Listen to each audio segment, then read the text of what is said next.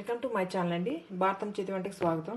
Avocado juice చేసుకుందామండి. ఇది కాయ ఇవి అయితే పచ్చిగా ఉన్నప్పుడైతే పచ్చగా ఉంటాయండి. కాయ పండితే ఈ కలర్ ఉంది. కాయ ఓపెన్ చేస్తే ఇలా ఉంది. మీకు చూపిద్దామని ఒకటి ఓపెన్ చేసి పెట్టాను. ఇంకోండి 2 కాయలకి కాయకు ఒక బనానా అరటిపండు, ఒక అవకాడికి ఒక అరటిపండు, ఒక అవకాడికి ఒక 3 జీడిపప్పులు, 3 బాదం పప్పులు, 2 కాయలు చేస్తున్నాను. 6 జీడిపప్పులు, 6 బాదం పప్పులు, 2 అరటిపండ్లు, 1 గ్లాస్ పాలు తీసుకున్నాను. చేసి చూపిస్తాను.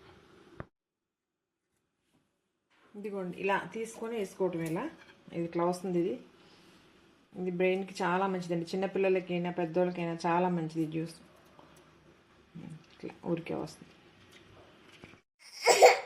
ఇలా కట్ చేసేసుకుందామండి. బనానా, బాదం పప్పు అండి, మిల్క్,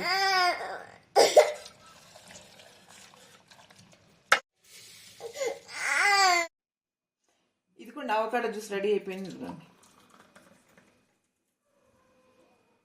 బాదం పప్పు,